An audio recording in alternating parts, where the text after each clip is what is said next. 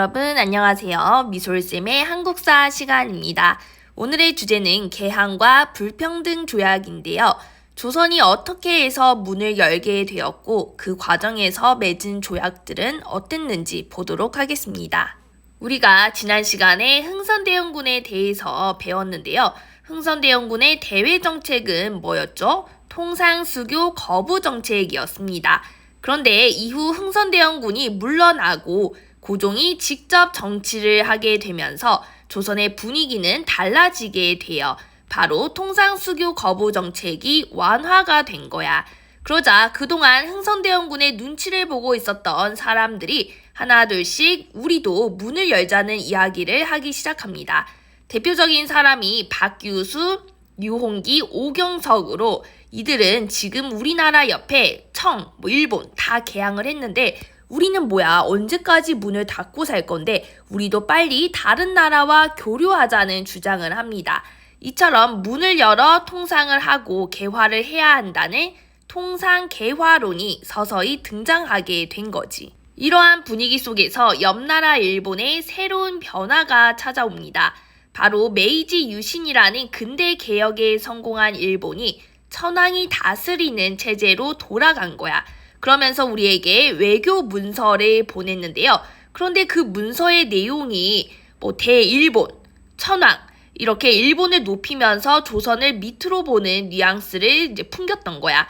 그러자 당시 흥선대원군은 어이가 없었어. 화가 나서 너네와 교류 안 해. 외교 문서를 거부하고 돌려보냅니다. 그러자 일본에서도 화가 난 거야. 그래서 이참에 조선을 우리가 먹어버리자는 의견이 나오기도 했습니다. 자, 이것을 정한론이라고 하는데요. 한국을 정벌하자는 거야. 하지만 아직 그 조선을 정벌하는 것은 좀 너무 이르다, 무리다 이런 의견이 대세였고요. 그래서 그 대신 무력을 활용해 일단 먼저 통상부터 이루어내기로 결정한 일본은 신식 군함, 큰 배를 타고 강화도 앞바다에 접근을 합니다. 자, 이것을 운요호 사건이라고 불러 일본의 배인 운요호가 강화도에 와서 문을 안 열면 쳐들어가겠다 협박을 한 거지. 그러자 우리는 대포를 쏘게 되고 일본과 조선 사이에 살짝 싸움이 발생합니다. 그런데 몇 달 후 일본이 다시 배와 대포를 가지고 오더니 조선이 먼저 공격해서 우리가 피해를 입었다고 책임지라면서 우리에게 개항을 요구하는 거야. 이런 상황에서 때마침 우리나라에서도 문을 열 때가 되었다라는 생각을 하고 있던 시점이었고 일본이나 서양의 강함도 알고 있었기 때문에 일본과 협상에 나서게 되었고요. 그 결과 강화도 조약, 정식 명칭으로는 조일수호 조규가 체결이 됩니다. 그럼 강화도 조약에는 대체 어떤 내용들이 담겨 있는지를 좀 알아야겠죠. 중요합니다. 자, 4가지의 조항이 있는데요. 먼저 제1조. 조선은 자주국이며 일본과 평등한 권리를 갖는다라고 되어 있죠. 여기서 자주국, 평등. 뭔가 이거 좀 좋아 보이는데? 우리를 존중하는 것 같잖아. 그런데 진짜 일본이 그런 의도였을까? 아니죠. 당시 조선에 청의 신하, 속국이라는 인식이 있었어. 그래서 일본은 우리가 청의 속국이 아니라는 뜻으로 자주국이라는 표현을 한 거야. 그래야 나중에 조선을 먹을 때 청의 간섭을 배제시킬 수 있다고 생각한 거예요. 즉 일본이 청과 조선의 관계를 끊기 위해서 일부러 넣은 조항이라고 보면 됩니다. 그 다음 4조를 보면 부산과 그 외에 2개 항구를 개항하라고 적혀 있는데요. 이제 문을 열기로 했으니까 항구를 오픈해야지. 그러면 이때 오픈했던 항구가 어디냐? 바로 부산과 원산, 인천이었습니다. 자, 그럼 왜 이곳이었을까요? 다 이유가 있는데요. 지도를 통해 위치를 확인해 볼게요. 먼저 부산은 일본과 가장 가까운 항구야. 그래서 일본의 배가 자주 드나들 수 있는 곳이었기 때문에 경제적인 목적으로 개항을 한 것이고요. 또 인천은 왕이 사는 수도 서울과 아주 가깝습니다. 서울로 금방 들어올 수 있는 곳이기 때문에 정치적인 목적이 컸어. 마지막 원산은 러시아가 남쪽으로 내려올 때 방어를 하기 위해서 러시아를 견제하려는 군사적 목적 때문이었습니다. 그 다음 7조를 보면 조선의 연해 도선은 위험해. 일본과 조선이 통상을 시작했으니까 이제 앞으로 일본의 큰 배가 조선에 올 텐데 조선 바다는 암초도 많고 수심도 이상하고 위험하다는 거야. 그래서 일본이 자유롭게 해안을 측량할 수 있게 해달라고 요구를 합니다. 바다 어디에 뭐가 있는지 조사해서 조선의 해안 정보를 알고 있겠다는 거야. 이것을 해안 측량권이라고 합니다. 그런데 사실 이거 굉장히 중요한 정보예요. 우리의 해안 정보가 알려지면 그것을 이용해서 일본 군함이 쳐주러 올 수도 있거든. 그런데 우리가 이것을 줘버린 거지. 예를 들면 너희 집에 친구도 아닌 사람이 허락도 없이 와서 문을 열고 사진 찍고 막 자로 사이즈 막 재. 모르는 사람이 그러고 있으면 너네라면 어떻게 할 거야? 네, 찍어 가세요. 이럴 거야? 경찰에 신고해야 하는 거잖아. 그런데 오케이. 마음껏 조사하세요. 합법적으로 할 수 있도록 해준 거지. 마지막으로 10조를 보면 일본인이 조선에서 죄를 지어. 그러면 조선이 아니라 일본이 심판을 하겠다는 거예요. 이것을 영사재판권, 또 다른 말로 치외법권이라고도 하는데요. 이제 앞으로 일본 상인들이 많이 와서 장사를 할 거란 말이야. 그러면 조선인과 싸움이 일어날 수도 있잖아. 죄를 지을 수도 있어. 그런데 우리의 법에 따라 우리가 재판하는 것이 아니라 일본이 재판을 하는 거예요. 그러면 일본이 솔직히 무죄야 이렇게 얘기해도 우리가 어떻게 할 수가 없는 거지. 즉 강화도 조약은 우리가 나라 대 나라로 최초로 맺은 근대적 조약이었지만 방금 살펴본 해안 측량권, 영사재판권 등 불평등한 내용이 담겨 있었습니다. 당시 우리는 이러한 조약을 체결해본 경험이 없었기 때문에 잘 몰라서 일본에게 사기당한 조약이었던 거지. 그리고 일본은 강화도 조약과 함께 추가로 조약을 2개 더 맺었는데요. 하나는 조일 무역 규칙으로 내용을 한번 보겠습니다. 먼저 6칙. 일본인은 쌀과 잡곡을 수입할 수 있다. 일본이 이 조항을 넣은 이유는 일본의 주식은 쌀이야. 그런데 당시 일본 쌀보다 조선의 쌀이 훨씬 쌌거든. 그래서 일본은 우리의 쌀을 가져가고 싶어서 이런 규정을 넣은 거예요. 그런데 쌀을 1년에 얼마만큼만 가져가야 한다. 이런 제한이 없어서 무제한으로 가져갈 수가 있었어. 그래서 이렇게 조선의 쌀이 일본으로 계속 빠져나가게 됩니다.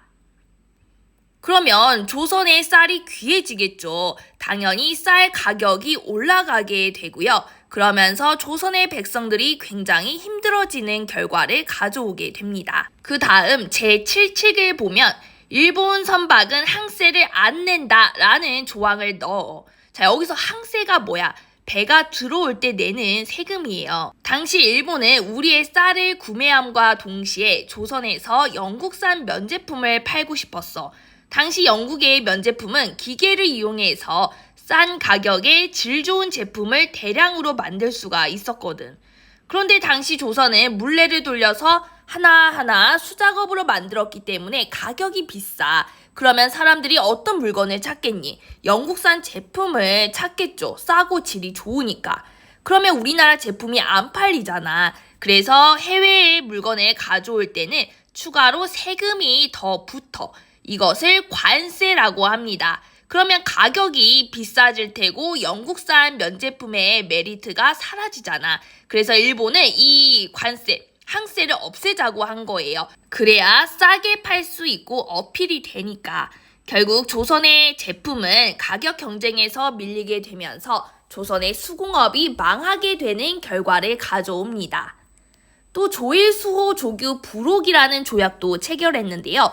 내용을 보면 제4관 부산항에서 일본인이 다닐 수 있는 거리는 부두에서 십리까지다.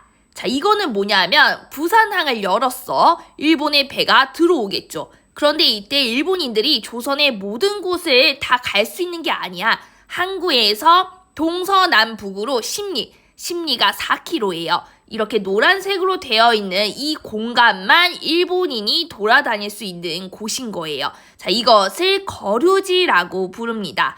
그리고 7관을 보면 일본인은 본국에서 사용하는 화폐로 조선의 물건과 교환할 수 있다. 말 그대로 일본 화폐를 우리나라에서 쓰겠다는 거예요. 이렇게 우리는 일본과 강화도 조약을 맺었습니다. 그러자 그 소식을 들은 청나라의 심기가 불편해.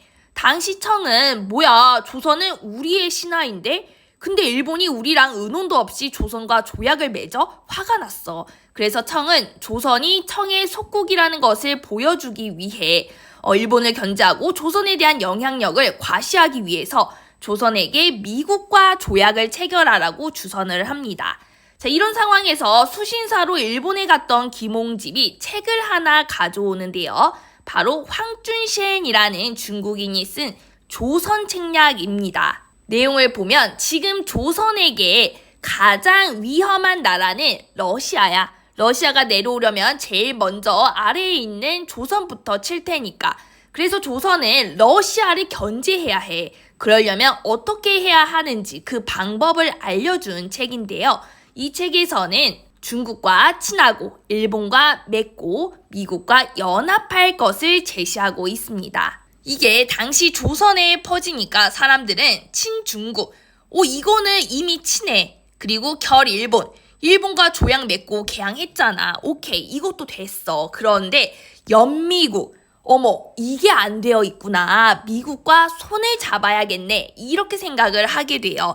물론 반대하는 사람들도 많이 있었지만 당시 개화를 주장하는 세력들이 권력을 가지고 있었기 때문에 1882년 우리는 조미수호 통상 조약을 맺습니다. 그럼 내용을 한번 볼까요? 먼저 1조, 상대방에게 문제가 생겼어. 그러면 다른 나라가 원만히 문제가 해결될 수 있도록 도와주자는 거야. 이것을 거중조정이라고 합니다. 뭔가 좋아 보이죠? 이 항목 때문에 우리는 미국이 되게 좋은 나라라고 기대를 하는데 뒤에 미국은 이것을 지키지 않았습니다. 자, 그리고 5조를 보면 강화도 조약과는 달리 관세는 있었어. 하지만 제14조를 보면 조선이 미국이 주지 않았던 어떤 권리나 특혜를 다른 나라에게 줘. 그러면 자동으로 미국에도 똑같이 줘야 한다는 거야. 자, 이것이 바로 최혜국 대우. 말 그대로 가장 혜택을 많이 받는 나라로 대우해 달라는 거야. 조선이 뒤에 다른 나라와 조약을 맺을 수도 있는데 그때 미국이랑 맺은 것보다 더 좋은 내용이 들어가잖아? 그러면 미국에도 자동으로 그 조건을 줘야 한다는 얘기예요. 자, 그리고 마지막으로 미국과 맺은 조약에도 역시나 영사재판권이 존재했습니다. 결국 서양과 최초로 맺은 조미수호 통상 조약 역시 우리가 많이 손해를 본 불평등 조약이었고요. 그리고 그 뒤로도 조선은 영국, 독일, 러시아, 프랑스 등 다른 나라들과도 조약을 맺는데 이 조약들도 미국과 유사한 형태의 불평등 조약이었습니다. 이렇게 통상수교를 거부했던 조선도 결국 나라 문을 열게 되었고요. 그러면서 조선 내부에서는 문을 열려는 자와 문을 닫으려는 자들의 싸움이 시작됩니다. 자, 이 부분은 다음 시간에 이어서 살펴보도록 하겠습니다.